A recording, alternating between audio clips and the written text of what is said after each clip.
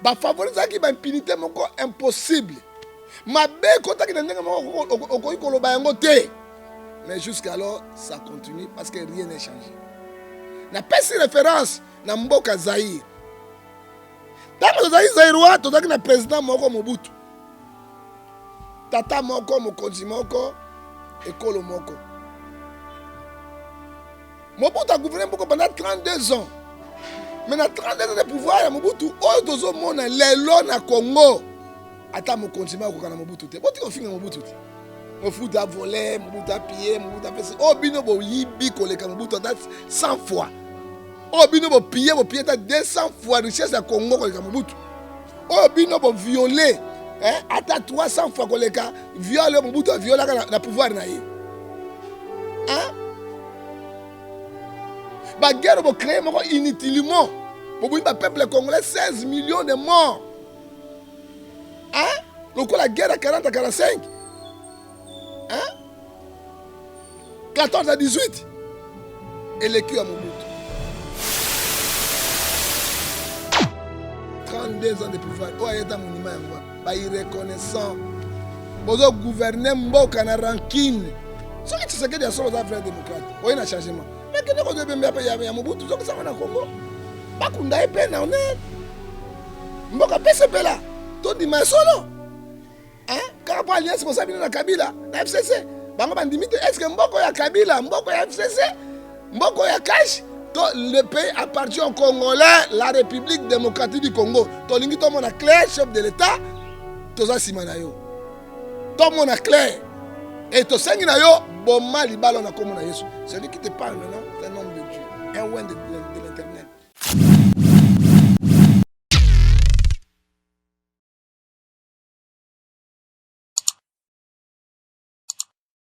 Ba papa bandeko balinga minankolo to pesi bino mbote mingi na komo na Yesu parce que le prophète du peuple oto bengi la mort de Jésus akufa na Yesu pe asekwa na Yesu ali kolobela bino pona makambo etali mboka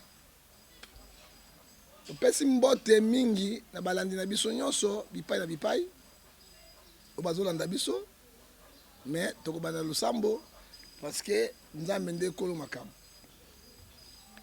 tana lola na pesi émission maboko na yo kolo sungo batela tikaite baba koyoka nyonso bayoka liloba na yo esima mitema na bango tous la fanatique ya bato tous les fanatiques ya mboka et puis loboko na nzambe esimba ba congolais nyonso ba konzi na ba pasteur na bato na nzambe po ete mboko etambola ndenge koki na kombo na Yesu Masiya amen. Nzambe apambola bino teme na biso ya lelo tozokoloba ke le pays est déjà pourri. Mboka epola banda kala. Peuple congolais bolanda nga. Toza d'intérêt à mututé. Mais toza d'intérêt à pays.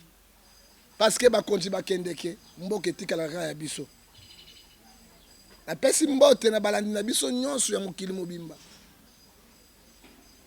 To pesi mbote na général mikolo oyo babengi Boketu Wayambo na colonel na ye commandant Eso na major na ye autre commandant auto bengi Odombo et puis na ba nyonso ba ça été changement ya mboka esale makula pambula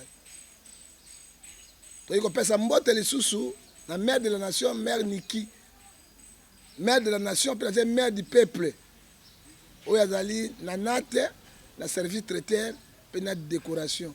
Yonde oleki. Kola pambola. Pesi mbote na maman Brigitte, moite, kola pambola ye. Pena ko pesa isusu mbote na ngai. Ya munene na kati ya Mami Bolmolo Bolumbu, n'enverse yende mwelon be béton te. Soko boy sala mokili na yo nkolo apambola yo na mosala malamu osalaka toyiko pesa isu mbote na ngai na grand chokolilo oyo tobengi ye 6600 volts egai sola 6600 volts Oto bengi Grand Chocolilo. Ntula nina bengai. Laurent Sokoko. Laura Sokoko. Ntula nina bengai 6600 volts. Millionnaire, milliardaire, congolais et moi ne kanga. Sokoko, Laura Sokoko, yebi penda, nedolia mponde nengbele. Yebi ngbele, Sokoko. Okecho yebi ngbele nan chuchu. Kola pambola yo. Totiki Patrick de Panama, Boimbo. Papa na chana Paris. Kola pambola yo. Évangéliste monene na kotala biso na mboka Congo. Zambia pambola yo. Na mona moto ya tambola na 3000 femmes. Puis a dû sidate. Évangéliste angwaza na ngao. Na kosa missionnaire 3000 femmes na poto. Na dû sidate. Nzambe a touché ye. A bongwama ki osa ba test pas normal. Papa la grâce est trompeuse. La comparaison n'a pas raison. Évangéliste Otobengi Patrick de Panama, Boimbo, Papa Nachama, puis Abotaka Banamine. 3000 femmes couchées, mais Abotika Banamine. Kolo Pambola Otalangolo Nayo, continue Missana en Zambie. Et puis, na camarade Naye, James, patron James 007 Nduki, Yonde Makambo. Kolo apambola bino boye molamu na Eric Lele na mboka Kinshasa. Kolo apambola boss de boss pe na koya pe malamu na papa social Gilbert Mwako auti na kati na Lausanne. Kolo apambola yo thème na biso ya lelo ezali le pays est des gens pourris. Tu sais que dakuti mboke polati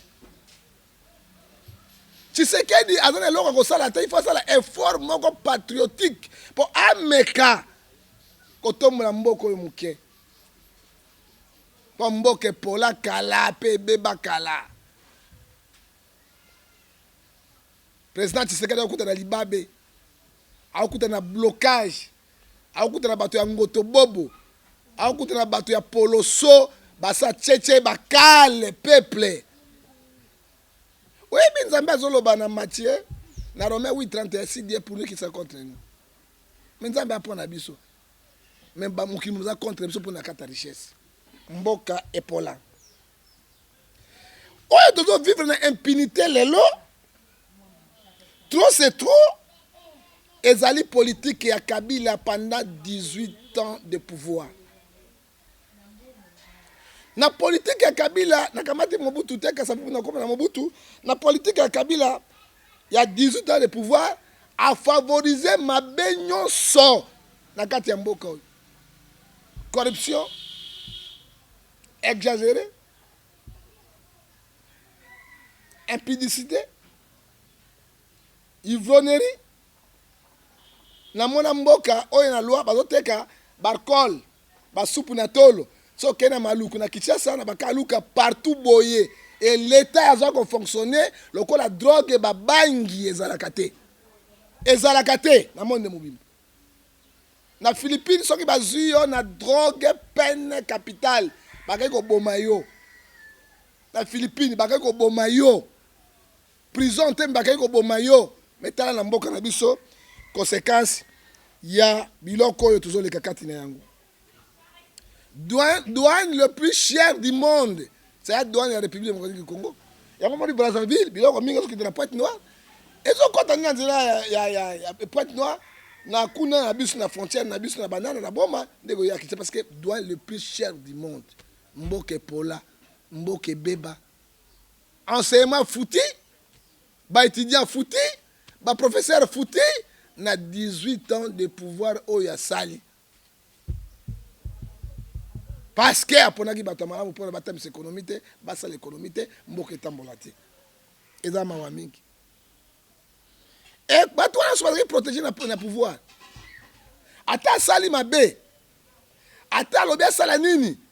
Pouvoir ba généraux, ba ministre, ba gouverneur, bazaki sima na bango pona ko protéger bango. Tu sais que là na libabe. Akuti mboka pola. Mboka na molima ngoto bobo. Tokoyi kosala nini? Na référence yo so mboka na biso Congo, na zoko za référence o tozo balo na Zaïre. O lele komi Congo démocratique.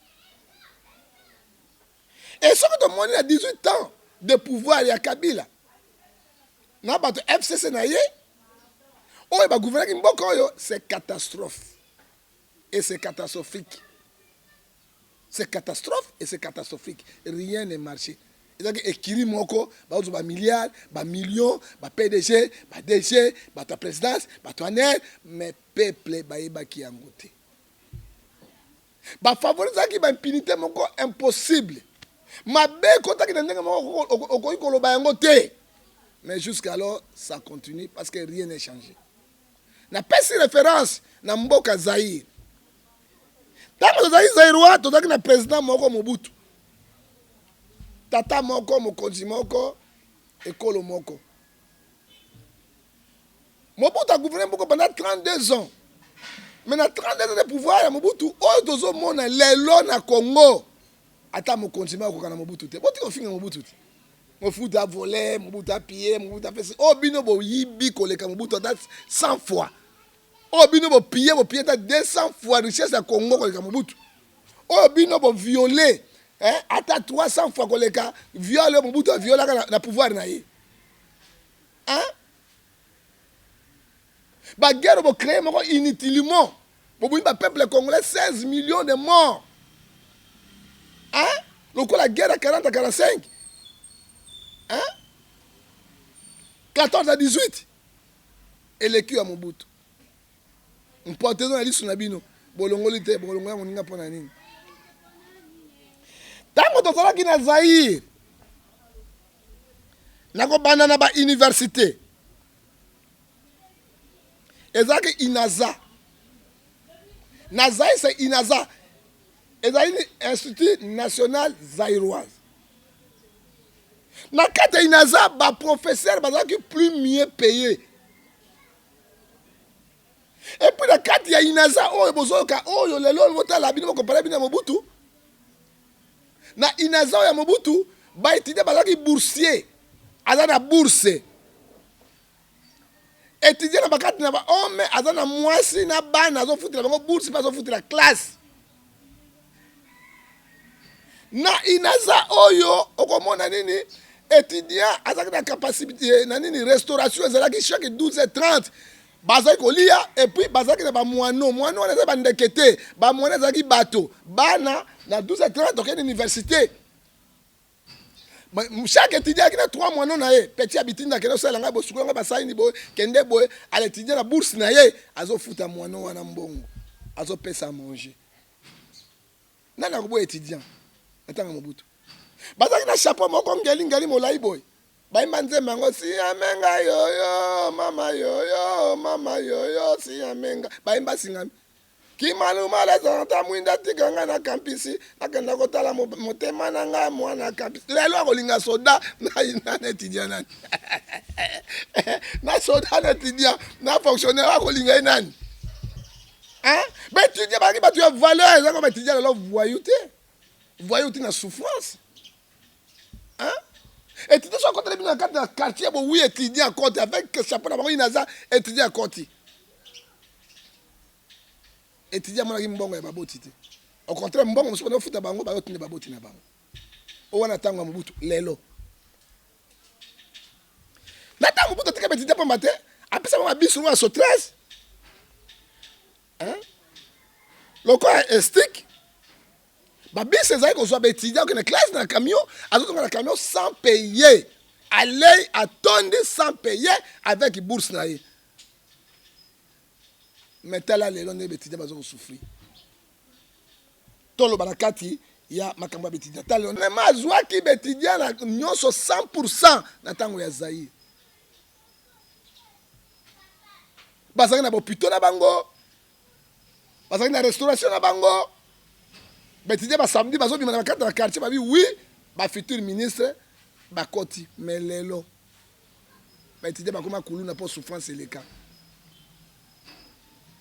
et professeur tango wana zaki moto ko sakana na été professeur zaki moto ya valeur mais lelo ba professeur ko la mbongo esila bango étudiant na moi $200 na ye asimi professeur de lamba abendi apese moi tueke pembeni pour na professeur azombongo asa la corruption les pays les plus corrompus c'est Congo papa Tshisekedi okuti mboka na mo potu na libongo. Le pays est déjà pourri. Na mandat moko kokate salata quelque chose na mandat na yo 5 ans. So quitté. Na balien so bosigné na Kabila. Beaucoup bimanzela te. Tango Mobutu yango wana. Na tango Mobutu bato balati costume. Na échappe. Na tango Mobutu retour à l'authenticité. Basi bazali kolata ba pantalon te. Maputa tenue zairoise. Mais lelo ba maman ana bana 12 libumu ebima dendo sima pantalon kangi na mokeke ki alati mwa kola liboso tala hu tala sima hu oya bengaka impunité bosoto pe azotambola mama ya bana 9 ba irité ba ebeleti na Naomi na mama ya mimi ya mibali bazali mimi ya basi bazali mama tubu mama nini kaka à cause la modernisation oyo ya Congo démocratique. Soki moi c'est la di pantalon Mobutu te ba soda ba kangaye nzoto ya mama eza sacré. Fumangane ko mo na libanda boete otozo mona lelo. Impureté. Bosoto. Salité. Et quand elle dit Zaïrois, Congolais, à cause du gouvernement, ils ont laissé faire. Gouvernement, ils ont laissé faire. Gouvernement, ils ont un pouvoir sur la population. Gouvernement, ils ont réagi. Et puis, tu as Mobutu, l'économie est stable. Tu as dit que papa est directeur comprimé, maman est maîtresse, mais si papa juste l'air, tu as des premiers au 30, à son moto. Maman ndenge moko, mais les pauvres enseignants, ils touchent combien? Les professeurs universitaires, ils ont touché combien? Mais DG, ils ont par étatique $60,000 ou ça de l'autre côté. Hein? Salaire à ministre coûte n'importe quoi, bagaté. Hein? Salaire à président Sénat et banakaté. Salaire à président Parlement et banakaté. Tu as dit que salaire à député $14,000. 12 000. Comme Rachid. Tu sais qu'il dit ça, le président qui dit ça, le député, le sénateur, ça a $1,500, $1,000, au moins, il va avoir démission. Parce que nous avons une COP. Non intérêt à peuple, il peuple, ils ont souffert. Il n'y a pas de courant. Il n'y a pas de quoi.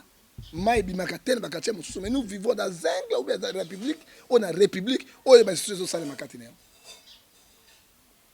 Tala tango ya Mobutu professeur. Na comme ça lelo na inaza professeur Njoli. Sénateur. Azali produit ya inaza. Hein? Professeur Njoli azali produit inaza. Bomoni ma yele na professeur Njoli. Un professeur na bina papa mboyote. Hein? Un professeur qualifié. Yango moni professeur Njoli produit inaza. Tala professeur Mayele wana ayeba ki corruption te atanga ki na mutu na ye ezali loko maka premier ministre loko directeur ya cabinet songolo on pesa mbongo mais ba matata ponyo ba pesa ngaye pesa kana prof ba bombo ki sala ngalo kumba ba professeur Léon Kengo wa Dondo Lubich ba professeur lot oh, les gens comme Tchanga, tout le monde, chef de travaux, tout le monde est professeur. Il y a un professeur Njoli, Bouddha, professeur na bango, na makamona bango. Les gens qui ont dit qu'on a tango ya Zaïre, Mobutu a été lotoko pour les lettres na bangite. Bangue Zaraki, lotoko Zaraki, mais na ko bombama. Na tango Mobutu ba kuzu Zaraki te. Ezaki ne hotel. Na le ko dans hôtel. Mais les lobes hôtel comme belé pour ba kosa bateau ba kotisi ba kuzu na kati tala mboka ndenge zokende na dévragation oyo tobengi yango de mers. Mboka ekoti na déflagration de mers. Mwana mwasi akova na Mobutu boye. Ezalaki te mwasi alataki robe na ye akangi lelo oyo akangi boye. Atu mabele nyonso asangisi yango na basuti ya gorge abimisi banda boye azotambolaki ndumba babenga babula. Babula oka babula. Hein? Okomoi pa Mobutu te bakangi yo na bato impere. Bakangi na armée na ye. Gasi ezalaki wana. Gendarmerie ezalaki wana. Basu yo. Mais tala lelo dévagation de mers oyo mboka ezokende na conséquence na yango. Et datango ya Mobutu alingaki makamba bozoba mingi te. Lelo tozokomona ba Rwandais bayei motabomi mboka ezali AFDER, Papa Tshisekedi landa AFDER. AFDER ayei ko détruit Congo na ba continent bango. Bazui ba soda Rwandais na Buganda ba sida ba kotisi bango na Congo. So ba botani mboka bandi ko tambola na bana biso pona kotisa bango sida po ba silisa mboka oyo bango bazwa yango. Tango Mobutu azalaki armée oyo ezalaki ya osakana te. Deuxième armée en Afrique. Soki omeki okuta na biloko na yo. Mobutu bozo finga lelo yo. Hein? Outrage même des mers. Bazo violer bana na bato butu moi awa mutakolo bazate. Soko zali faible OK makala. Soko zali faible te OK makala te. Exemple lokola motoko héritier, c'est qu'il a fait. L'outrage à la mers. Ils allaient condamnable dans la loi congolaise. Même moi, je suis héritier pour m'foutre bango. Héritier, je ne suis pas marié, je n'ai pas des enfants. Même si je suis marié, déjà héritier à la question Fumangani polele liboso na batu. Fumangani héritier bimi liboso. Maman wana to comme les Naomi to nani à la question déjà ma kembe senaye liboso ya mokili mobimba. C'est la honte de la République démocratique du Congo. Quelle impunité. Et puis, c'est comme ça, oui, puis Mobutu a bengala kabeti masikini point. Abeti masikini akushaki na mboa foreman. Tango sango ko Mobutu a bengani araye na la République. Ba convoquer héritier moi sona ba komi kuna na ndi ba vidéo nango. Sima nango. Bana ba premier ministre bana banani ba appel yaki wana ba tromper Congo mboka ya mobolea ya mopoto eza mawa. Mwana mokonda kota ka boloko te. Bon, mwana mokonda kota boloko te do yo za ministre, o ko boto la mwasi na ngai, OK na ye, bwana na ngai o violer bango, o bomi o sali parce que o kota boloko te quelle sorte de pays? C'est là où la rébellion est bandaka. Batu ba kota na esprit ya rébellion na makambo ndenge oyo. Mboka na bina président Tshisekedi, mboka telemisa justice. Biloko tu ekoya. Soki justice eza na mboka, ata le pays pourri, mboka etelema na loi. Batu ba banga na poto ko meka biloko wana. Na pays moso africain ko meka ngo ba pays islamique ko meka ngo.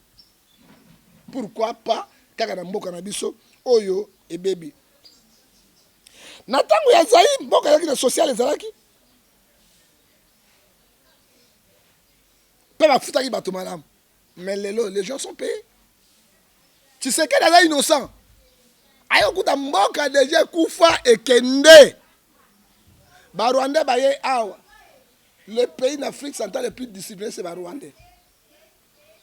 Na Rwanda ba bar ezate mingi te. Akangi ma église. Na Rwanda c'est discipline.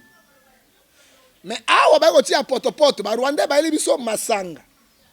Ba biso kindumba.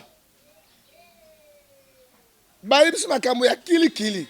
Pour ba mbrouiller ba congolais bango ba profiter ya koyibaka ndenge ba komi lo ville plus modernisée na carte d'Afrique.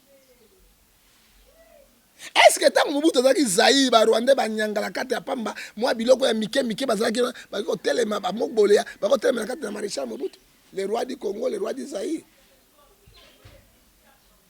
Les gens ne sont pas même reconnaissants. Ba ko tshaka monument ba to kili awa ba na monument ya Kasavubu. Wazaki lembele ya Lumumba ou a pesi so trouble oyo to indépendance mo précoce na moni ya bato yoso mais oyo ya Laurent Désiré Kabila le père oya kina barwana na Buganda ba ko boma biso Tomo ipe ba monima très monima Kabila oyo et ko kota pe. Hein? Alors oya Mobutu a gouverné beaucoup 32 ans de pouvoir. Oya eta monima yango ba irreconnaissant. Bozo gouverner mboka na rancune. Soki Tshisekedi ya solo za vrai démocrate. Oya na changement. Mais que ne ko de mbe ya Mobutu soki ça na Congo. Ba kunda ipe na honnête. Mboka pese pela. To di ma solo. Hein? Quand pas alliance responsable na Kabila, na FCC. Bango bandimite est-ce que mboko ya Kabila, mboko ya FCC, mboko ya Kash, le pays appartient aux Congolais, la République démocratique du Congo. To lingi to mona clair chef de l'État, to za simana yo. To mona clair. Et to sengi na yo boma libalo na komona Yesu. Celui qui te parle maintenant, c'est un homme de Dieu, un oint de l'Éternel, un prophète du peuple. Hein? Nzamba tinaki ba message ba prophète comme ça na barua. Oh, pe nazo biso un message clé. Hein? Okosala nyonso. Mais mokozo ça ibemba Mobutu awa. Mokola ngai moko na costume noir na keko s'incliner na liboso ya kora Mobutu na pesere mais biso banga bota na tanga Mobutu. To mona ki bomengo mboko. Lelo bana biso bazoko souffrir innocemment. Ba Rwanda ba yei ko zwa mboko na bango Buganda ba nini nyonso et le peuple congolais. After nde motabomi mboka na makambo nyonso. Bilama mabeto si koloba yango, tout cela doit yango. Et gouvernement sortant azali ko protéger ba congolais te. Yango monaki b'impunité nyonso ezosala matilelo. Bande konanga ezali marwa pe kokamwa. Ezali marwa pe kokamwa. Omona kamati likambo elekaki na Matadi. Des gouverneurs ba mwasi mimi. Dossier moko grave na République démocratique du Congo. Yango moni bato tout ba République démocratique du Congo, c'est un pays faible. Un pays qui n'existe pas. Pourquoi? Ezali ba gouverneur bazo sala ndenge makambo baninga musu bazo salate. Mimi otobengi ndole, mimi otobengi molaso, mimi otobengi bula, abetisi gouverneur bibale mutu. Ba héritier baza ebele. Ba ya bakangi bango ne ba mburu peuple congolais. Ah bakangi bango, Mike asali kamwa mbe bolingo koyoka. Ube moki asali kamwa bolingo koyoka. Frank Jonga asali kamwa bolinga koyoka pouvoir oyo. Baya batiki bango bazo sala musala lelo na kati ya Matadi o gouverneur ou vice gouverneur sans démission, pas cinq démission. Quelle sorte de pays? Impunité et grandeur na niveau moko accéléré. Yango mo à niveau international basé au considérer République démocratique du Congo. On considère que Zaïre Makassi Mobutu était fort. Gouvernement des acquis fort, armée des acquis fort, soit va faire bailler dans le Kuta na bango pour pas débarrasser de Mobutu a gagné Congo na makamba le Kuta on tout vivre na Kabila les pères na Kabila les fils na Tshisekedi Tshisekedi pas ça yango te mais Mobutu l'équipe bango 100% na makambo nyonso ata pembenité valeur des acquis na Zaïrois et le Congolais démocratique au moins la grâce de mwasi mbwa ya mbwa azo beta makembese na mwasi. Hein? Oleoudi na mwasi pe mwasi on passe on ni ba Zaïrois ba congolaise ezali honte et souka to komi na souka trop c'est trop mboka ekoko tambola bongo te et puis mboka il faut être ba principe ba respect des principes moraux mwasi ya moto atika mwasi ya moto mwana moto atika mwasi ya moto mwana moto mbongo ya leta bato bayiba te basoda bosa trakasere ya pamba te moto na moto baminganga bosa na bosolo bapasteur bote na yango mo ebulu yeke kote na makambo ya Nzambe wana ekomi mopotu na pelengendu na poloso na moboleya molimi peketele zwimboka tokomi na kraka qui peut sauver le Congo démocratique. Nzambe asola ko sauver on a le samu na biso mais a utiliser ba vrai Moïse parce que le loyo Tshisekedi akosala musala na ya solo mais Tshisekedi travaille seul azana bantu wana likopa na ndoki bakolia yo likopa na ndoki bakolia trop c'est trop tozo kende wapi hein Et tout, justice congolaise, Kabila Lobaki Yango. Au président, tu sais qu'est dit, au sa réforme, il y a justice. Moto, à ça, scandale. Aux Éphésiens, 5:11 condamné. Moto, ça, scandale. Et puis moi, je ne suis pas marié, je ne suis pas marié, je n'ai pas les enfants. Mais ce qu'on est là, au salon, on est héritier. Et puis, bah, coup de téléphone, les autres, la présidence, les directeurs, partout, mais pas héritier, bah, conseiller quelqu'un, bah, Sundolier, il y a un démocratie. Démocratie, il y a une impunité. Démocratie, ça peut marcher avec l'impunité. Dieu est pire. Monsieur Nzambé, il est pire. Et quand on a il y a impunité. Et puis, chercher la paix avec tout le monde, avec la sanctification, sans laquelle personne ne peut voir Dieu. Oh, ben, héritier, bazo sala wana. Na mwana mwasi yango, oh, bazo sala personne. Ayo kanga su tambala bo, fungula longi na ot. O sambwe kola mbongo ya ka. Même héritier à sambwe. Parce que héritier la première fois na yango, chaque table msaka album, il faut ça bakata wana, mais payer est-ce que loi na mboka oyo. Maman mabunda ya moto présidente ya parlement. Luka voter na loi wana nani. Lukana loi là pour voter yango pour mboka ko tambola nyamu nyamu boité. Et moi en tant qu'homme de Dieu, en tant que parent et pesinga mabe mingi. Moi si wana on dimene sécurité abala yote asala boité. Est-ce que une chance ya kobala? Ya solo toyibi ba via héritier ba menaka toyi makamona banga banzoto na bango bango te mais ezali scandale. Talamboka oyo ba konti bazali omboka ezotambola mais yo meka kaka mwa eloko muke marke wana zokwala lolo kuna meka kaka eloko ya muke parce que oza pona bango te mboka etambola na fanatisme mboka etambola ka boy président fungola miso na yo lelo bazo betro maboko lo bako seka yo toyebisaki bino nini akoti ya sali nini or que kale ezalaki kraka vraiment na suki lelo wana na mawana motema na ngai Nkolo asunga bino pe apambola bino. Oyebi même le banza bezo bana Matthieu 18 Matthieu 12:39. Génération méchante, pleine d'adultère. Pourquoi bateau? Pourquoi batei? Tale la osubo suba ronde basali. Pour pas bebisa mboka. Natanga mobutu bakuzu ezala kitende konanga. Lelo batie bakuzu partout pour nini? Balongo la comptoir ya hotel. Bakuzu sala musala.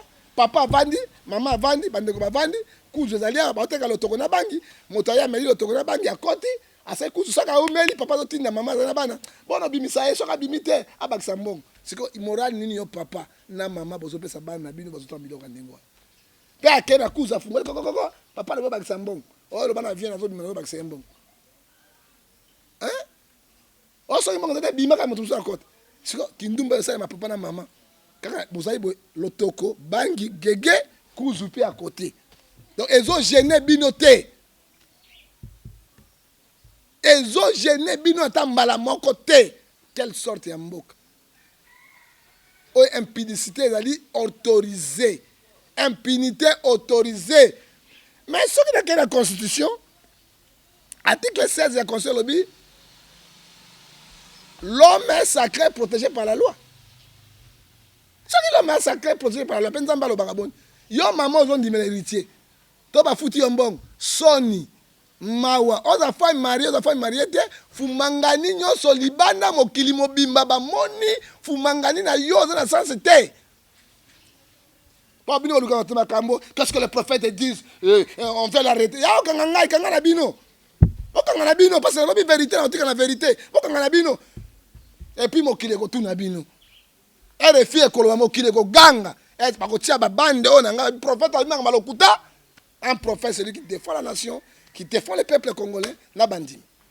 Eza mawa pe mawa. Ce qui est sacré.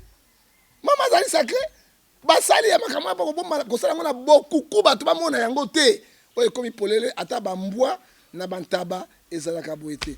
Ezali son parce que nous sommes des bantous, nous ne sommes pas des mindele. Nkolo a pambola bino. Et ma baie est développée à un niveau trop, c'est trop. Il n'y a pas de respect des principes moraux. To sala, ba sala biso le côté moto songola zali oyo boye. Mboka tambola ka boye. Pour na conclure, monsieur le président, mboka so ezangi justice mboka na ekufi. Et Bible ebisi biso na kati na mukana na Matthieu 12 verset 39. Une génération méchante, pleine d'adultère. Autre monde va s'en aller. Héritier na na sonité. Azobima, oh justice lobby, batwa comme tema mala bago se plater au sai la malamu. Le baka batwa se plater pour favoriser yo, ils sont des autres de même plumage. Mais boy ba parents, bato la maman na ba papa na bande komo kimombe boy yo pays ni yo. Ça mo buta donc na pouvoir na biloko oyo. Ata maman Olive Azalaki, première dame nenga Azalaki. J'ai quoi liché au ça 10 ans ou 5 ans de prison pas au sambusine de ma maman. Alors ils ont ma mingi pe passe mingi lelo na suki wana. Na pesi me mon tomombo tete parce que na moni mboka na ngai République du Congo passe salingai na leli. Na moni héritier ba kei na ye kaka lokuta. Pas même 30 minutes, héritier va lâcher, va journaliste par exemple, oh il est arraché tout. Ah, na kangi boy. Si ko bande ko na ngabino va juge va juger yango. Bozo tika mboka ekende ndenge nini? Mabe oyo ekosila. To eko bakisa marese ko bakisa. Ngulu akoti na mosquée. Na mobeko ya musulmane soko simingulu boye il faut sukola 7 fois. Tant ngulu akota na mosquée, imam a sauté. Bato tout ba palangani ngulu azoko renye na kati ya mosquée. Soda pe musulman mo pas si ngulu ezate. Nana ko bimisa ngulu we. Point d'interrogation. Soki yeso ayelo bité. To komona lisusu. Soki olingo zwa ngai, lelo pesa mbote te pesa ngai passe pour na congolais. Okozwa ngai na numéro ya 00243 89 610 49 41. Pesa olingo zwa ngai sur na 00243 99 49 137. On a privé na ngai. Puis okozwa ngai sur na 00240 plus 243. Okozwa ngai sur na 81 807 26 78. Que mon Dieu vous bénisse. Amen.